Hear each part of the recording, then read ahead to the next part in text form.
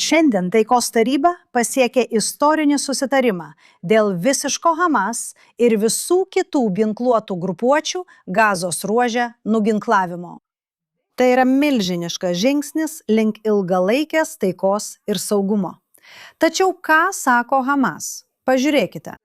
Mes kalbėjome apie sunkiųjų ginklų saugojimą nacionalinio komiteto atsakomybėje. Taškas. Ir viskas. Mes nekalbėjome apie jokį kitą terminą, nei apie nuginklavimą, nei apie ką nors kitą. Žemės išlaisvinimo iš okupacijos klausimas ir Palestinos nacionalinės vienybės kūrimo klausimas. Tai klausimai, prie kurių dirbsime ir kurių toliau sieksime. Taigi, toks yra susitarimas. Gerai? Jūs atsikratote sunkiosios ginkluotės. Kitaip tariant, raketų. Bet jie gali pasilikti gynybinius ginklus, į kuriuos įeina kalašnikovai ir RPG granatsvaidžiai. Tai apie ką tiksliai kalbama, kai sakoma, kad tai yra nuginklavimas ir jiems suteikiama amnestija?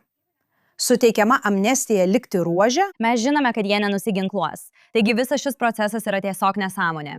Ir dėja, tai yra tai, ką mes dažnai matėme darant prezidentą Trumpą, kai atrodo, kad jis nežino, ką daugiau daryti. Turiu omenyje, kad Hamas nuo pat pradžių, kai jis pateikė 20 punktų planą, atmetė nuginklavimą. Mes taip pat nesprendžiame klausimo dėl žmogaus, kuris stovi už Hamas, ir tai yra Irano Islamo Respublika.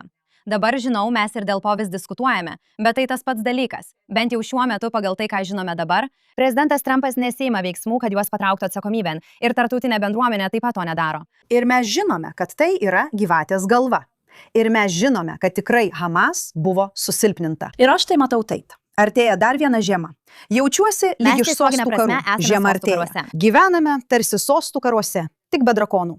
Artėja dar viena žiema. Jie negali leisti milijonui žmonių dar vieną žiemą gyventi palapinėse. Aš taip matau situaciją. Ir jie nori pritraukti pinigų atstatymui, bet jie negali palikti atstatymo Hamas. Todėl jie turi tik dėl akių apsimesti, kad Hamas nebėra valdžioje. Aš taip matau situaciją. Man atrodo, kad taip ir yra. Atsiprašau, jei tai skamba nuvertinančiai ir nenoriu to sakyti niekinančiai Gazos žmonių atžvilgiu. Bet kodėl mes rūpinamės Gazos žmonėmis, net jei milijonas jų gyvena palapinėse žiemą, kai turime 92 milijonus žmonių gyvenančių islamistinės teroristinės diktatūros sąlygomis, kurie beje neturi nei energijos, nei vandens, nei jokių būtinų dalykų savo pagrindiniam gyvenimui Irane. Visa tai dėl režimo šalyje, kuris šiaip jau turtinga ištekliais. Kodėl jie nesvarbus? Bet staiga milijonas žmonių Gazoje tampa svarbus?